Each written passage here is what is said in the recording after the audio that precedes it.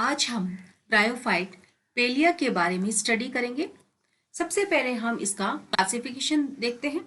यह order मेड्जरियल्स, family पीलियेसी और genus पेलिया के अंतर्गत आता है। सबसे पहले अगर हम मेड्जरियल्स ऑर्डर के बारे में बात करें तो इस ऑर्डर के अंतर्गत आने वाले जो फॉर्म्स हैं उनमें आर्किगोनिया ग्रुप में पाई जाती हैं और यह आर्किगोनिया का ग्रुप उनके ऊपरी सतह पर पाया जाता है। इनमें आर्किगोनिया का फॉर्मेशन एपिकल सेल से न होकर एपिकल सेल से बनने वाले एक सेगमेंट से होता है। इस कारण से इनके जो आर्किगोनिया है वे इसके डोर्सल पोजीशन में पाए जाते हैं।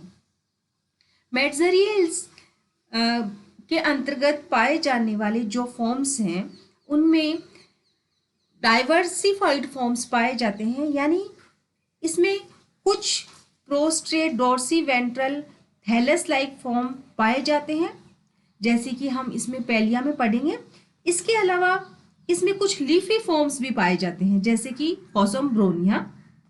इन लीफी फॉर्म्स के अंतर्गत स्टेम लाइक स्ट्रक्चर और लेटरल लीव्स लाइक स्ट्रक्चर पाई जाती थी। इसके बाद में अगर हम फैमिली पेलियेसी के बारे में बात करें तो इसके अंतर्गत पाए जाने वाले फॉर्म्स जो है वो थैलोइड प्रकार के होते हैं और इनके थैलस में कोई विशेष प्रकार का डिफरेंशिएशन नहीं पाया जाता है। इनमें विशेषतः केवल मिडरिब और स्मूथ वॉल्ड राइजोइड्स उनके अधर सतह पर या वेंट्रल सरफेस पर पाए जाते हैं, यानी कि इनमें ट्यूबरकुलेटेड राइजोइड्स और स्केल्स एब्सेंट होते हैं। पेलियेसी के अंतर्गत पाए जाने वाले फॉर्म्स में थैलस, प्रोस्ट्रेट और डॉर्सी वेंट्रल होता है और इनके जो लोब्स हैं उनमें इर्रेगुलर कटाव पाए जाते हैं। तो हम जीनस पेलिया के बारे में आगे स्टडी करते हैं। तो सबसे पहले हम इसका देखते हैं एक्सटर्नल कैरेक्टर्स। एक्सटर्नल कैरेक्टर्स के लिए आपको फिगर 7.1 में पेलिया स्पीसीज के बारे में डायग्राम शो किया गया है, जिसमें जो है आपको गैमेटोफाइट और इसका स्पोरोफाइट दोनों ही दिख रहे हैं। तो हम बात करते हैं कि the plant body is a simple dorsiventral thallus यानी पृष्ठाधार थैलस और डाइकोटोमस ब्रांचिंग इसमें पाई जाती है, लेकिन यह जो है इसके एक्सटर्नल फॉर्म में मार्केंशिया से थोड़ा बहुत डिफर होती है। The margins are irregularly lobed, इसके मार्जिन्स जो है उनके ऊपर लोब्स पाए जाते हैं, यानी पालियां जो है इसमें पाई जाती है। The upper surface of the thallus is smooth without areolae, जिसे मार्केंशिया के अंदर एरियोलाए पाए जाते थे, लेकिन जो पेलिया है उसका थैलस जो है इसकी डोर्सल सतह पर एकदम स्मूथ होता है। The central portion of each lobe is thick then the margin which constitute the midrib. Midrib जो है इसके सेंट्रल पोर्शन पर पाई जाती है, जो कि इसके थिकनेस से इसके कैरेक्टराइज्ड होती है।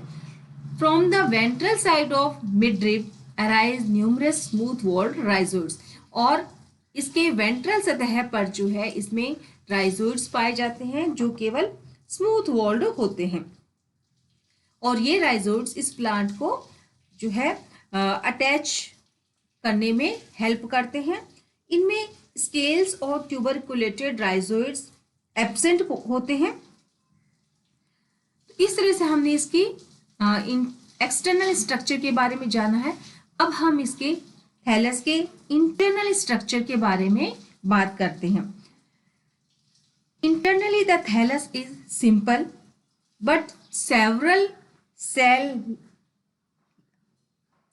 लेयर डीप, यानी इसका थैलस जो है पूरी तरह से सिंपल होता है और लेकिन यह कुछ सेल लेयर जो है डीप होता है और इनके थैलस में कोई सेल डिफरेंशिएशन नहीं पाया जाता। पूरा का पूरा जो थैलस है यह थिन पॉलीहेड्रल पेरेन्काइमा सेल से बना हुआ होता है।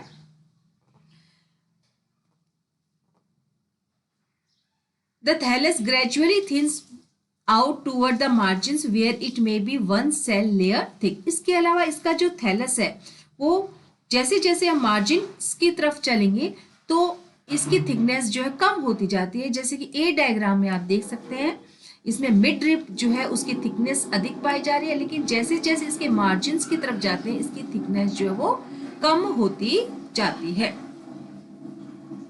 The single layer of regularly arranged cells which cover the upper and lower surface of the thallus are sometimes referred as epidermis. अपर और लोअर सरफेस पर पाए जाने वाली सेल लेयर को इसके अंदर एपिडर्मिस कहा जाता है। मार्केंशिया के कैरेक्टरिस्टिक्स जैसे पोर्स और एयर चैम्बर्स का पाया जाना यहाँ पर नहीं होता है। नेक्स्ट, इसके अंदर रिप्रोडक्शन के बारे में हम जानते हैं। वेजिटेटिव रिप्रोडक्शन भी बेलिया के अंतर्गत पाया जाता है, जो इसमें एडवेंटिशियस ब्रांचेस और फ्रेगमेंटेशन या रीजेनरेशन के द्वारा होता है। यहाँ हम बात करते हैं इसके सेक्सुअल रिप्रोडक्शन के बारे में। तो जो थैलस होता है वही इसका सेक्सुअल प्लांट होता है, यानी इस थैलस के ऊपर ही इसके एंथेरेडिया और आर्किगोनिया पाए जाते हैं। Some species of Pelia are dioecious and other are monoecious, यानी कुछ स्पीसीज इसकी dioecious और दूसरी monoecious होती है। तो हम बात करते हैं इसके एंथेरेडिया के बारे में। इसके एंथेरेडिया जो है वो इसके अपर सरफेस पर कुछ छोटे सर्कुलर स्पोर्स की तरह दिखते हैं। एंथेरेडिया जो है एकल रूप से पाए जाते हैं, सिंगल रूप से पाए जाते हैं और मिड रिब के दोनों ओर दो या अधिक पंक्तियों में ये स्कैटर्ड पाए जाते हैं। जैसे कि आपको डायग्राम ए के अंदर दिख रहा है, जो पेलिया एपिफाइला का एक डायग्राम है। यह एक मोनोशियस स्पीसीज है, यानी इस स्पीसीज के थैलस के ऊपर एंथेरेडिया भी पाए जाते हैं और आर्किगोनिया भी पाए जाते हैं। तो एंथेरेडिया जो है वो इस मिड रिब के दोनों ओर स्कैटर्ड अवस्था में सिंगल रूप में पाए जाते हैं, जबकि आर्किगोनिया जो है वो इसके इनवॉल्यूकर से ढके हुए ऊपरी सतह पर पाए जाते हैं।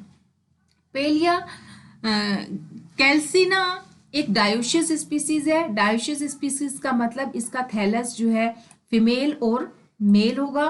फीमेल थैलस के ऊपर जो है आर्किगोनिया पाए जाएंगे और मेल थैलस के ऊपर एंथेरेडिया पाए जाएंगे। तो हमने कहा कि एंथेरेडिया जो है वो सिंगल रूप में पाए जाते हैं और प्रत्येक एंथेरेडिया जो है अपनी कैविटी में पाया जाता है और उस कैविटी को एंथेरेडियल चैम्बर कहते हैं। और यह कैविटी जो है वो ओस्टियोल नामक पोर के द्वारा बाहर की तरफ खुलती है। अब हम बात करते हैं एंथेरेडिया के स्ट्रक्चर के बारे में। उससे पहले आप इसका ये डायग्राम देखेंगे जिसमें एंथेरेडियल कैविटी के अंदर एक एंथेरेडिया पाया जा रहा है। एक कैविटी के अंदर एक ही एंथेरेडिया पाए जा रहे हैं। तो एंथेरेडियम इसका जो है वो एक छोटा स्टाक्ड और ग्लोब्यूलर स्ट्रक्चर होते हैं और इसकी स्टाक जो है शॉर्ट, स्लेंडर और मल्टी सेलुलर होती है। इसकी एंथेरेडियम की जो वॉल होती है वह केवल 1 सेल थिक होती है। एक सेल इसकी चौड़ाई पाई जाती है और उस वॉल के भीतर जो है इसका एंड्रोसाइट मदर सेल्स इसके अंदर पाई जाती हैं। बाद में ये एंड्रोसाइट मदर सेल जो है 2 एंड्रोसाइट्स में डिवाइड होती है, यानी एक एंड्रोसाइट मदर सेल से 2 एंड्रोसाइट बनेंगे। ये एंड्रोसाइट जो है बाद में द्विकशाभी के एंथरजोइड्स के अंदर रूपांतरित हो जाते हैं और जो इसमें बाइफ्लैजिलेट स्पर्म या एंथरजोइड जो बनेगा वह कैसा होता है, जैसे कि आप इस डायग्राम में देख सकते हैं स्पाइरली कोइल्ड या सर्पिल रूप से कुंडलित होते हैं, बाइफ्लैजिलेट होते हैं यानी दो कशाभिकाएं पाए जाते हैं, और इसके अलावा इसके जो दोनों फ्लैजिला होते हैं वो इसके अग्रभाग पर दो अलग अलग पॉइंट के द्वारा ये सिचुएटेड होते हैं, यानी कि two flagella are inserted at different points at the anterior thin end. तो यहाँ पर जो है हमने इसके स्ट्रक्चर के बारे में जाना है। नेक्स्ट स्लाइड में हम इसकी आर्किगोनिया के बारे में बात करते हैं। इसमें जैसे कि हमने पहले भी बात की थी, इसके आर्किगोनिया जो है क्लस्टर में या समूह में पाए जाते हैं। जैसे कि इसको 7.6 जो डायग्राम है इसके अंतर्गत आप देख पा रहे हैं कि आर्किगोनिया एक ग्रुप में पाए जा रहे हैं, आर्किगोनिया ग्रुप में पाए जा रहे हैं, और यह ग्रुप इसके इनवॉल्यूकर नामक संरचना के द्वारा ढका हुआ होता है। यह आर्किगोनियल ग्रुप या क्लस्टर जो होता है इसके ग्रोइंग एपेक्स के पास में स्थित होता है, लेकिन जैसे कि हमने पहले भी बात की थी कि इसकी एपिकल सेल जो है वो आर्किगोनिया बनाने में काम नहीं आती है, इसलिए बाद में ये इसके आर्किगोनियल समूह जो है इसकी डोर्सल सतह पर आ जाते हैं। The archegonia of a cluster are surrounded by a collar-like sheath called involucre. Archegonia is a flask-shaped structure.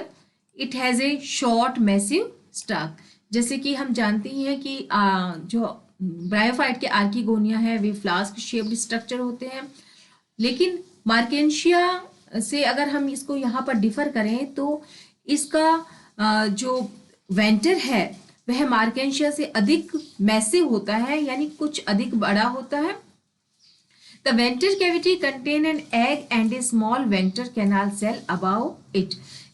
इसके आर्किगोनिया के डायग्राम को हम 7.8 फिगर में देख सकते हैं। जो वेंटर होता है उसमें दो सेल्स होती है, एक तो एग सेल और दूसरी वेंटर कैनाल सेल पाई जाती है। इसकी आर्किगोनिया में दो भाग होते हैं, एक तो वेंटर होता है और दूसरा नेक होता है। जो नेक होता है उसमें 5 लॉन्गिट्यूडनल रोज पाई जाती है, 5 लॉन्गिट्यूडनल रोज ऑफ सेल पाई जाती है, और प्रत्येक सेल के अंदर जो है 6 से 8 सेल्स पाई जाती है। इसके अलावा इसके अंदर नेक कैनाल सेल्स भी पाई जाएंगी, और ये नेक कैनाल सेल्स जो है संख्या में 6 to 9 होती है। इसके अलावा जो ये आर्किगोनिया है इसके ऊपर जो है इसकी कवर सेल या कैप सेल्स भी पाई जाती है, जो कि संख्या में 4 होती है। इसके फर्टिलाइजेशन के बारे में अगर हम बात करें तो जिस तरह से ब्रायोफाइटा के फर्टिलाइजेशन में वाटर की आवश्यकता होती है, तो यहाँ पर भी फर्टिलाइजेशन जो है वो प्रेजेंस ऑफ वाटर में ही होता है। The axial rows of cell except the egg disorganise in mature archegonia. Archegonia के मैच्योर होने के बाद में इसकी जो नेक सेल है, नेक कैनाल सेल है और वेंटर कैनाल सेल जो है वो डिसऑर्गेनाइज हो जाती है। इनके डिसऑर्गेनाइज होने से इसमें म्यूसिलेज बनता है या सलेश्मा बनता है। यह सलेश्मा वाटर को एब्जॉर्ब करके स्वेल हो जाता है, और उसके स्वेल होने के कारण इसमें प्रेशर बनता है। इस प्रेशर के कारण इसकी कैप सेल्स जो है वो टूट जाती है। इसी समय एंथेरेडिया भी वाटर को एब्जॉर्ब करता है, उसमें प्रेशर बढ़ता है और वह एपेक्स से ब्रेक हो जाता है, और इसमें जो एंड्रोसाइट्स जो है वो वाटर के अंदर निकल जाते हैं, और जो एंड्रोसाइट्स से जो स्पर्म्स बनते हैं वो भी लिबरेट हो जाते हैं, और इन स्पर्म्स में से एक जो है आर्किगोनिया में पहुंचता है, वह अपने फ्लैजिला को ड्रॉप करता है और एग के साथ में फ्यूज होकर वहां पर यह फर्टिलाइज्ड एग बन जाता है, यानी एग का फर्टिलाइजेशन हो जाता है। वह फर्टिलाइज्ड एग जो है अपने चारों ओर एक वॉल बना लेता है, और वो वॉल बनने के बाद में हम उस स्ट्रक्चर को क्या कहते हैं, जाइगोट कहते हैं। जाइगोट का डेवलपमेंट जो है स्पोरोफाइट या स्पोरोगोनियम में होता है। तो स्पोरोफाइट यहाँ कुछ विशेष कैरेक्टरिस्टिक्स लिए हुए होता है। इसमें तीनों ही भाग पाए जाते हैं स्पोरोफाइट के, जैसे फुट है, सिटा और कैप्सूल इसमें पाया जाता है। इसका फुट जो है वो एब्जॉर्बिंग ऑर्गन की तरह कार्य करता है, लेकिन एक विशेषता इसमें इसके फुट में पाई जाएगी कि its edges project upward forming a collar like structure around the base of the seta. यानी कि इसके फुट के जो किनारे हैं वो ऊपर की ओर प्रोजेक्ट होकर जो स्पोरोफाइट के चारों ओर कॉलर लाइक स्ट्रक्चर बनाता है, जैसे कि आपको इस डायग्राम में ये दोनों इस तरह से इसको कवर करते हुए दिख रहा है।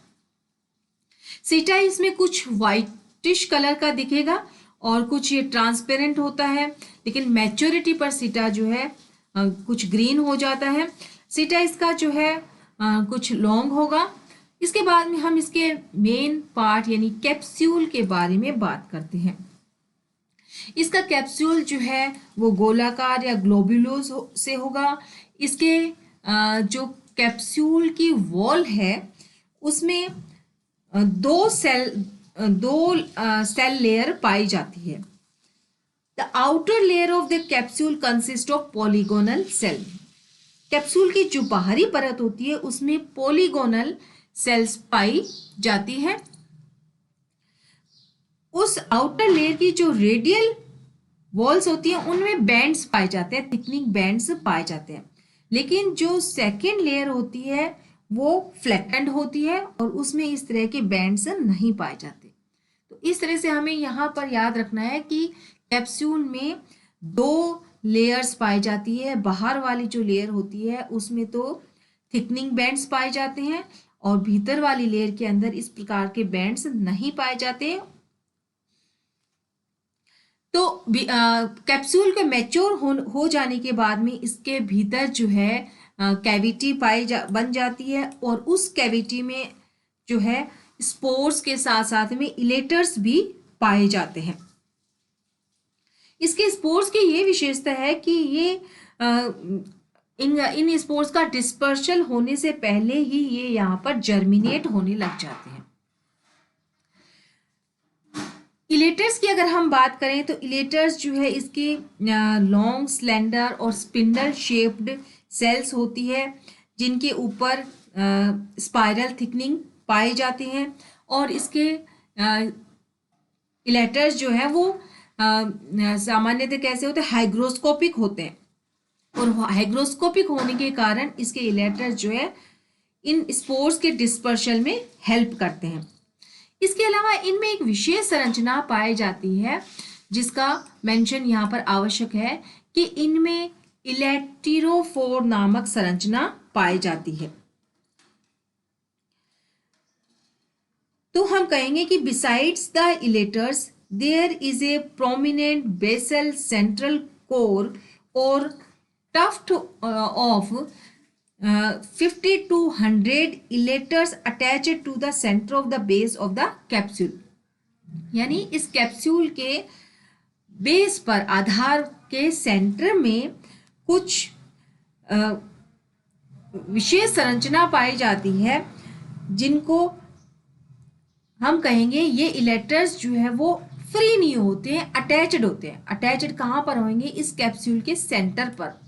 इन अटैच्ड इलेक्ट्रोफोर्स को इन अटैच्ड इलेक्टर्स को इलेक्ट्रोफोर्स कहते हैं।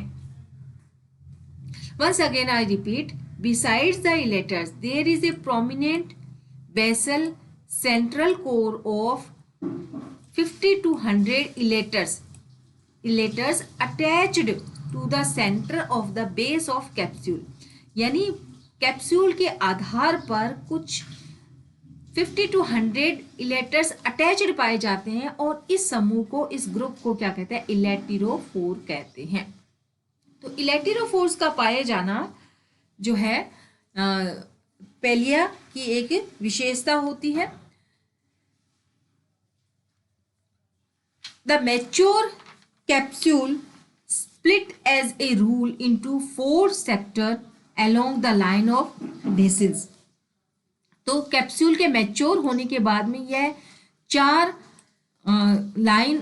लाइन ऑफ डेसेंस के अनुसार यह जो है स्फुटित होता है, बस्ट होता है. The separation of spore from the exposed mass is assisted by the hygroscopic movement of the electors. तो इसका जो डिस्पर्शन ऑफ स्पोर जो है वो इलेक्टर्स के हाइग्रोस्कोपिक मूवमेंट से हेल्प होता है.